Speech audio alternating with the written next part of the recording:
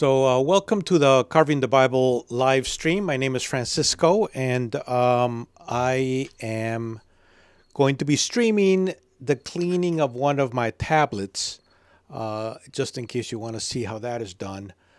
I used to stream the carving, but the carving was a bit of a problem because the compressor that I use makes a lot of noise, and the tool that I use makes a lot of noise. It sounds actually like a dentist drill. And in addition to all of that, I had to wear a mask like this. And so it was a big problem because I couldn't speak while I'm actually doing the work, and I wasn't getting a lot of views on the live stream. Now, I don't necessarily expect a lot of views on a live stream like this, but just in case there might be somebody out there who's interested, I'm also going to record this so that if somebody can watch it later if they're interested. So the verses that I'm cleaning up today are on this tablet. Actually, let me show you. So this is the tablet that I'm working on today, and they include verses 11 through 21 of chapter 21. Now, I carved this on a let me switch back here. I carved this on a granite tile. This granite tile is one of the hardest stones available widely, and it's actually one of the hardest stones in the world. And I use a diamond bit tip to carve it. I use stencils with the text on them in English and in Hebrew. And that's what I carve when you are watching any of the shorts or other videos that I show. So the first thing I need to do when I'm cleaning these is I take off the stencils and see how the actual tablet has turned out. For the most part, I know exactly how it's turned out. Just I've done it enough times that I know how the text is going to look. But because it is sticky paper, there's a lot of sticky paper in between some of the letters that are that have full circles, like the O's and the A's or the E's that have areas that are totally surrounded. So I need to scrape all that out, and that's what I'm going to be doing now. But while I'm doing it, what I want to do is I want to just talk a little bit about the verses that I've carved and offer some of my own opinions. Now, I'm not a Bible scholar, so these are just opinions that I have. And many of them I've actually discussed with an AI. So I don't know how you guys feel about AI and how it might relate to information about the Bible, but that's just the reality of what I'm doing. So I thought I'd let you know that. So these verses that I'm working on now are very interesting. This is the story of when Ishmael actually gets exiled along with his mother Hagar from Abraham's household. The earlier part of the story in the last tablet told about how Abraham had a party, a feast, because his son Isaac was weaned. And during that feast, apparently Ishmael mocked Isaac. Sarah, Isaac's mother, got all upset about it, and she exiled or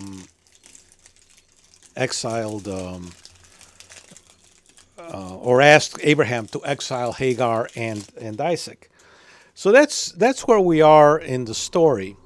And one of the things that I found really quite interesting, and this is a question I sort of always ask myself as I'm reading these stories, is why did Sarah request that Abraham exile Hagar and Ishmael? And the main reason that we're told is that she wanted to make sure that Isaac was the one who inherited. There were no challengers. But it's funny because she waited until Isaac was weaned. And it makes me think that back in those days, back in the ancient Near East, probably uh, most people weren't sure that a child was going to survive until the child was weaned.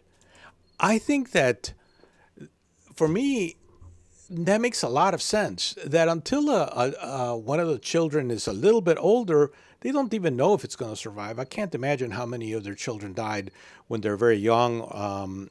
And so before Ishmael, Abraham's other son, is exiled, they wanted to, or she wanted to, Sarah wanted to make sure that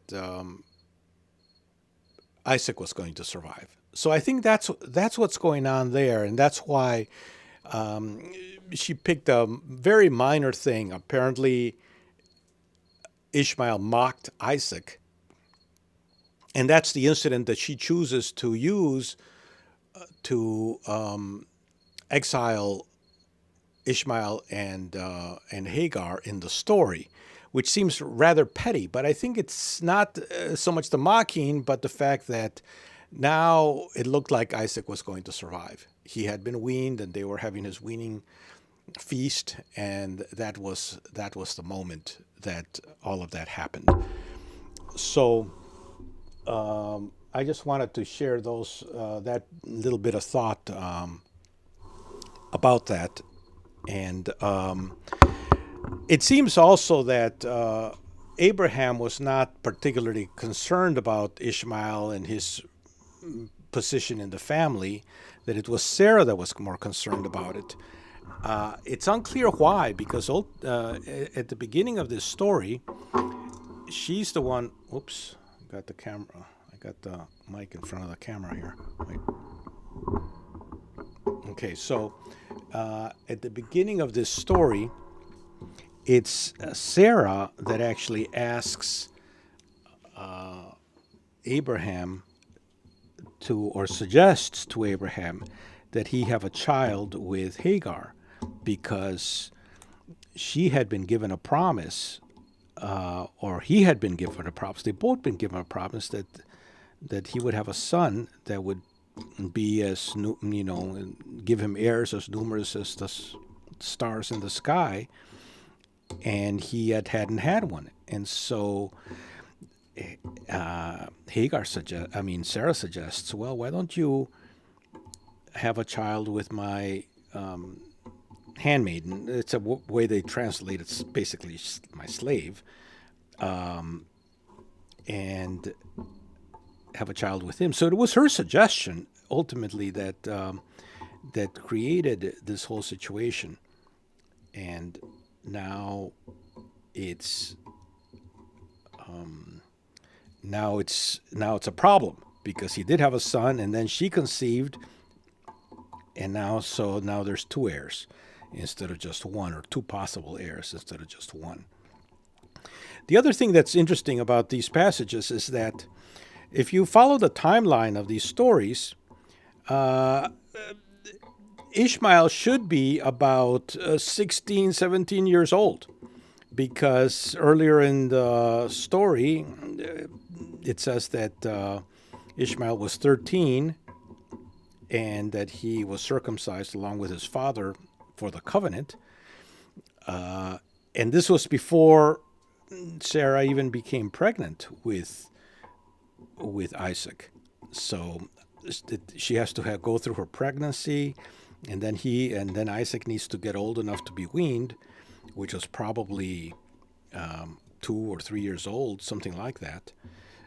So it seems if you add all those numbers together, 13 by at least 3 years, that's 16, maybe 4 years, 17. So it seems like this story, or there were overlapping stories told by slightly different people and compiled into one narrative. But I think that the people who wrote the Bible were not particularly interested in those kinds of details. They had other reasons for writing these stories that were more theological, and about the covenant and about their society, not about specific histories, which I think that's the reason why it was, you have these discrepancies like we'll see in the story. Because in this story, what's going to happen is they're going to be exiled, and Ishmael is going to be called a child and the lad when he was probably almost a man, according to the earlier story. So let me read for you these first verses that I'm working on here, verses 11 and 12. And the thing was very grievous in Abraham's sight because of his son. And God said to Abraham, "Let it not be grievous in your sight because of the lad, and because of your handmaid. In all that Sarah has said to thee, hearken to her voice, for in Isaac shall a seed be called to you." So the emphasis there is that don't worry about Ishmael, but it's still going to be Isaac who is the main heir to the covenant. Isaac is the son that God gave Abraham, as opposed to Ishmael, which is the son that Abraham and Sarah plotted to have because they didn't think that Sarah was ever going to have a son, that she was basically too old. And so I guess you could say that Ishmael was born out of mistrust, that in the story, Abraham and Sarah do not trust the promise. They believe that she's too old and it's not going to happen. And so this is why Ishmael is conceived by Hagar, and the whole sort of problem ensues. Maybe that's part of what the story is trying to say is, don't try to second guess what God has promised, because that's exactly what they did in the story. All right, so what I'm working on now is verse 13 and 14, verses 13 and 14. So let me read those to you. "But also the son of the handmaid will I make a nation, because he is your seed. And Abraham rose up early in the morning and took bread and a flask of water and gave it to Hagar, putting it on her shoulder and the child, and sent her away. And she departed and wandered about in the wilderness of Beersheba." Just as an aside, I've mentioned this before, but for those of you who might be new and aren't familiar with what I'm working on here, is I'm using the Darby translation. The main reason for that is because the Darby translation is in the public domain. I tried actually to get permission to copy more modern translations, but the publishing houses that I contacted were not interested in talking to me. Because they asked why I wanted the permission to make one copy, since I could just buy a copy. And in fact, I had offered to pay them for one copy, but they wanted to know. So I told them, I said I was carving the Bible and putting it into granite, and they thought I was pranking them. So they're like, well, and they stopped they stopped answering my emails and phone calls. They thought I was crazy. So that's a little bit of a funny story. Okay, anyway, that's the reason why some of the language sounds a little bit awkward and a little bit stilted. The translation is rather archaic. And I'm not a follower of Darby, in case you're wondering. The reason I'm using his translation is simply because it was in the public domain. And also, he intended it as a study Bible, which means that he tried to make it hew closer to the actual Hebrew, which is important if you want to have a more accurate translation, although there's still mistakes that I've seen. But are not that concerned about its readability. So it's not the kind of thing that you would actually read for devotional purposes simply because of the language. Okay, so let me just check to see if there's anything in the chat.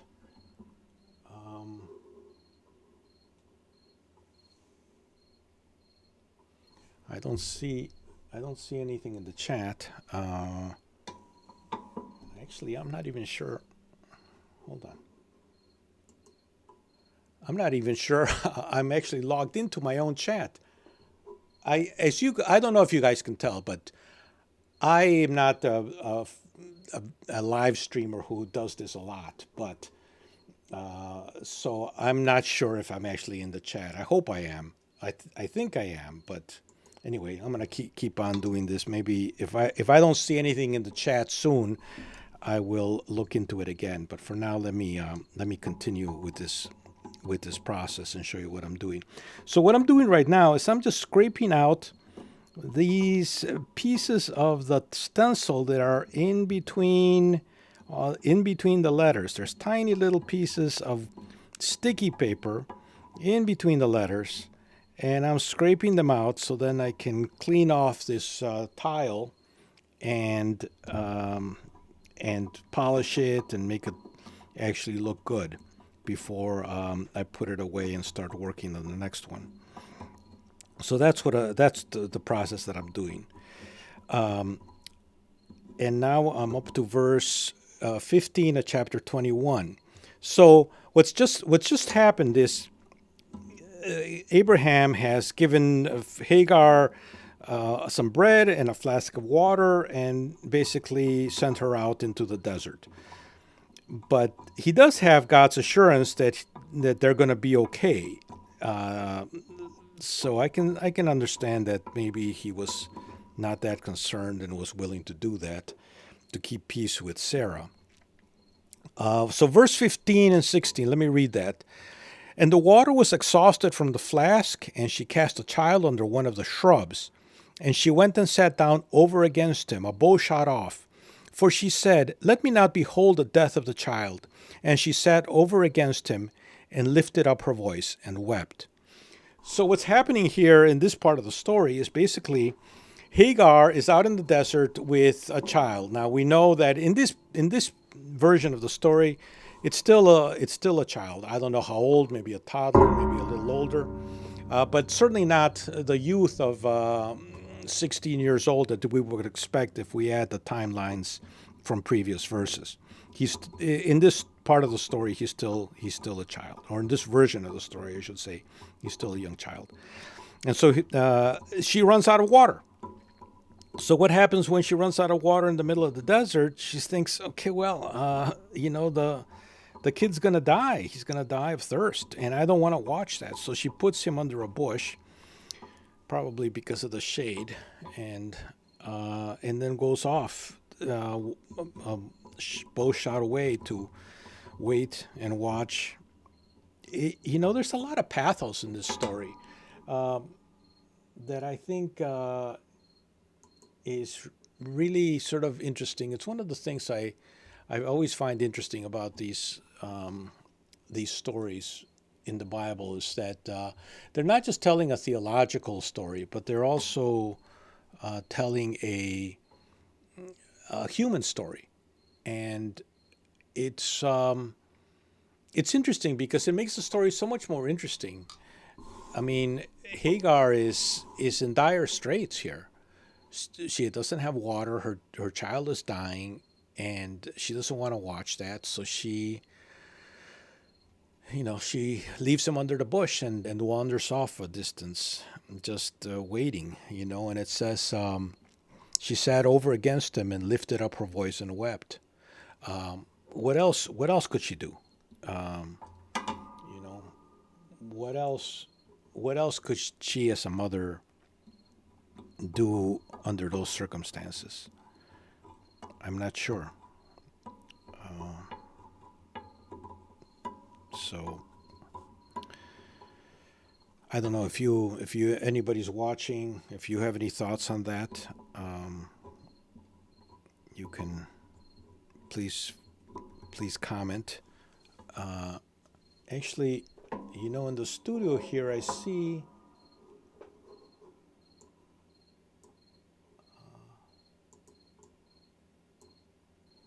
see that I actually that there's nobody watching right now. There's nobody watching right now, but I do have one view, so somebody watched and then left.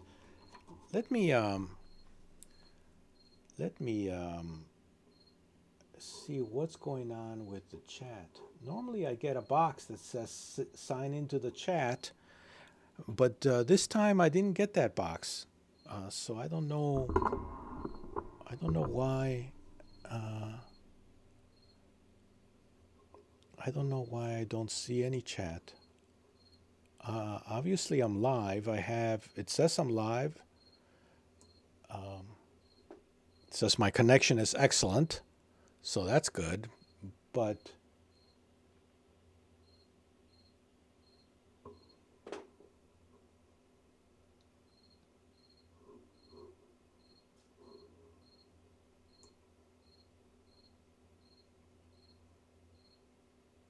yeah, but nothing in the chat as far as I can tell.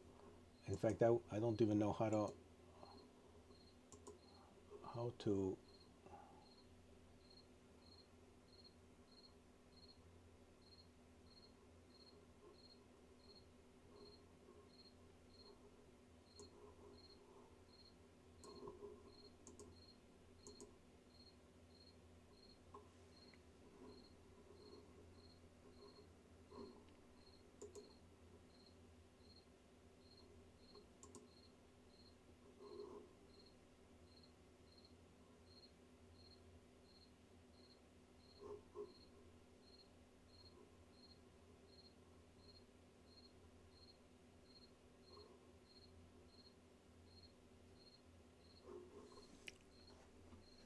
Yeah, so I don't know why I don't have a chat box.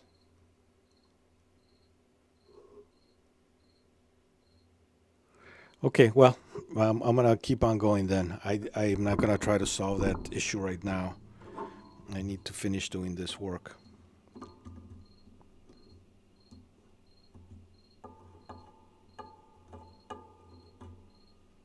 Oh, I forgot to change this. All right.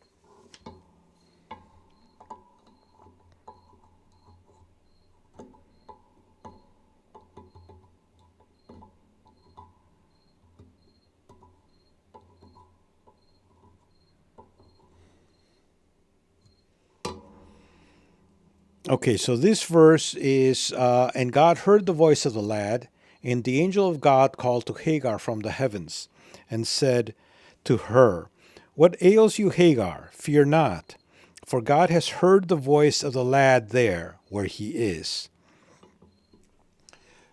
So this is a really interesting verse, and I'll tell you why. Because earlier in Genesis, Hagar gives a name or a title to God, and it was the God who sees, because the first time she was out in the desert, sent out into the desert, God appeared to her and she gave him a name, the God who sees. And now she's been using the or the it's the description is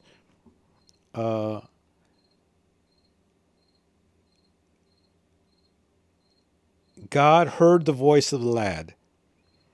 God heard the voice of the lad, and it's repeated twice. So I think that there's the writers are making a comparison or some kind of parallel between the first time that Hagar is in the desert and this time. The first time it's the God who hears, and the second time is this time. And it makes me think that the writers of the Bible were not just writing theology, were not just writing ideas about God, but they were also literary people. They were educated people who wanted to write something that had literary interest. And this is why I think many times you see in the Bible interesting literary structures. And this is one of them where God is identified as the God who hears, or God heard her, or God heard the lad.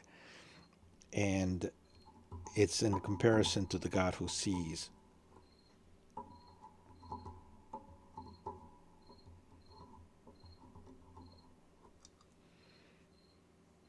And in verse 18 here it says, "Arise, take the lad and hold him in your hand, for I will make him a great nation."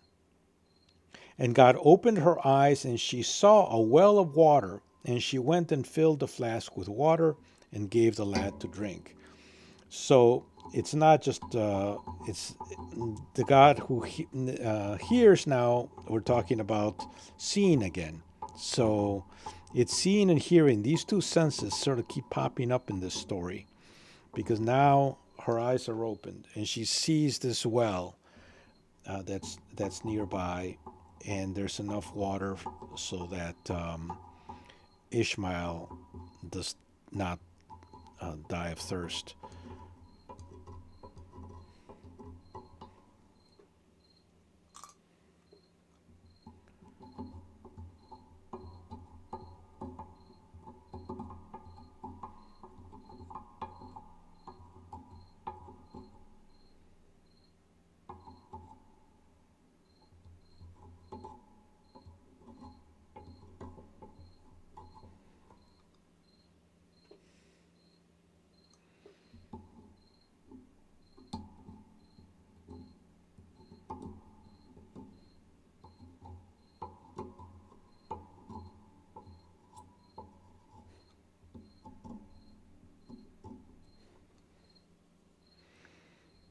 Sometimes there's these tiny little pieces and I can't quite get it out. I'm not even sure if that there was a piece there or if it's just not polished. If I maybe scraped off the polished part of that letter A in the middle there.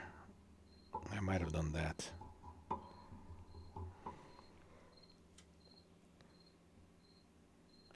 You can see that I'm using this box cutter to do the scraping. You'd think that box cutter, the metal would be scratching this granite, but the reality is that the granite is stronger. The granite is harder. It's harder than the metal.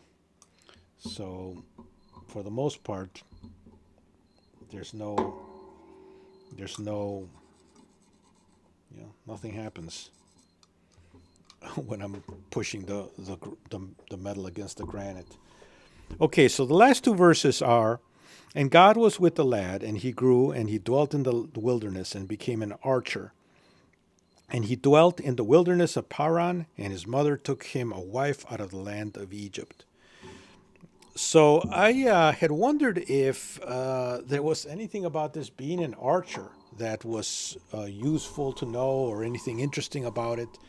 And so I discussed that with an AI, but who did a little bit of research for me on that, and apparently not. Apparently, um, there are some traditions in Arab tribes about Ishmael, archery and horsemanship, but there's no symbolic meaning to being an archer. And then the other thing I wanted to mention was he took a wife out of Hagar got him a wife out of Egypt because that's where she originally was from. And I thought that's curious because why didn't he get a wife from the people around Abraham, from either his tribe or the people in Canaan? But but no, it was a wife from Egypt. I'm not sure if there's a good answer. If anybody knows of an answer, I would be interested in that. But it makes me think that for whatever reason,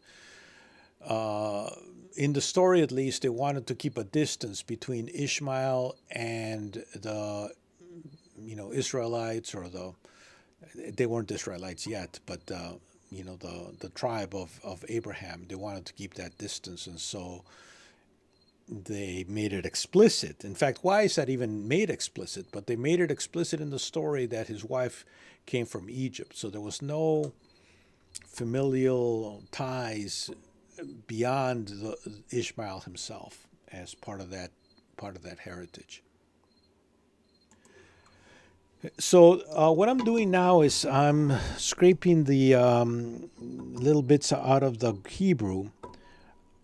In case you're wondering why I'm doing it in English and in Hebrew, for a couple of reasons. One is there's always questions about the particular translation of the Bible. Some people say, well, this one's a better translation. Other people say that one's a better translation. There's always issues. So I thought, well, let me just circumvent that by including the Hebrew. So for the Old Testament, I'm going to use the Hebrew. And for the New Testament, I'm going to use the Greek. So hopefully that will avoid those kinds of complications, especially since I'm using an older translation, the Darby translation. I think that will help that problem. By the way, if anybody's watching, from what I can tell, nobody is. But if you're watching afterwards, uh, if you have a particular translation of the Bible that you like, please let me know. Put it in the comments. I probably won't be able to use it simply because these Bible translations are copyrighted. The Bible itself isn't copyrighted, but all the translations into English are, because somebody has spent the time and the effort, the energy, the money to translate everything, and I respect that. So that's okay by me. I don't mind that. I wish that somebody had one of these publishing houses had allowed me to use their translation, uh, so that I could have something a little less archaic than Darby, but that's okay too. I'm not gonna be too upset about it. Okay, so now I'm just using some alcohol to clean off the text here, and actually, when I get things wet, I can also see where I might have missed a bit of plastic as I was scraping. The letters, when they get wet, initially tend to change color, but the color comes right back. It's actually not color. When granite is polished, when black granite is polished, becomes very dark, and then when it's carved out, then it turns gray, very light gray.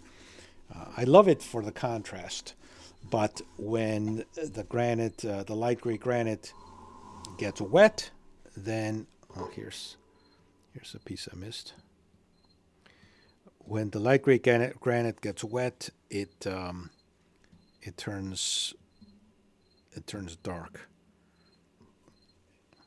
So that's what you're seeing when I'm polishing. That's why the letters seem to disappear. That's the reason. I know you're wondering, why are these letters disappearing? It's because as I polish, it's the letters get dark, but as soon as the alcohol dries, it'll come back. So don't worry about that. Okay, so I'm almost done here. I don't have anything else to say about the text, but this was Genesis chapter 21, verses 11 to 21, carved into granite. And I think it looks pretty good, especially in the Hebrew there. That looks nice. The English looks good. Thank you so much for joining me, whoever did join me. Leave a comment if you'd like. I don't know what happened to my chat. I can't see it, so I'm not that I'm not that familiar with live streaming. So I normally get a box that says this is the chat, and I can see the chat, and I can add any comments or at least respond to comments. But obviously I did something different. I don't know what I did wrong, but I'm sorry if anybody's left a message or something in the chat and is expecting an answer. I don't see it. In fact, I've only gotten 2 views. In fact, I think one of the views is live. Hello there. I think you're my only live view. If you're still watching, put something in the chat. I'd like to know if it appears somewhere. That would be very helpful. So you're the only one in the chat, right? I mean, you're the only viewer I have right now. So I'm speaking right to you, whoever you are. Thank you so much for watching. I appreciate that. I'm sorry that you came right at the end when I'm almost finished polishing everything up, but I do appreciate you watching. Oh, there's a second person. Oh, now I have 2 people watching right at the end of the live stream. That's okay. Thank you so much for coming in. Let me just show you what I'm doing for the second person since you came to the live. This is my latest tablet that I've carved. It's carved in granite, and what I did today during this live stream is I polished this. I took off the sticky paper, scraped out the letters, and polished it. So that's what this is that you're watching. But join me in future live streams. What I do in the live streams basically is I used to carve, but let me show you something. Let me show you guys something since there's only 2 of you. I feel this is rather personal, but I used to live stream the actual carving, but I had to wear a mask because when I carve, it creates silica dust, and that's really very bad if you breathe it because it's basically very abrasive, and getting that in your lungs, you're going to get emphysema right away. So I had to wear a mask. So while I'm carving, I can't actually talk to anybody. And so I thought, well, maybe it would be better if I do the live streams not while I'm carving, but while I'm cleaning off the tablet, while I'm getting off the sticky paper and all of that. And then I can comment on the verses and respond to the chat. So that's what I'm doing. Actually, I just noticed I missed a couple of little things in here. So that's what I'm doing. And I do appreciate you dropping by. did not advertise this because I'm still trying to figure out the live streaming. I make mistakes. Last time my audio was totally wrong. I did not connect my microphone. I connected the computer, so that was a disaster. So that's why I don't advertise it. Hopefully, as I get better at it, I will advertise it in advance of the live streams, and then you can actually see what I'm doing. And maybe I'll also figure out how the chat works and be able to answer your questions. Okay, this is the end of the live stream. Thank you so much. I appreciate you being here. And please check out my channel. All the shorts are in there and the other videos that I've made about the process of carving the Bible. And I hope you enjoy them.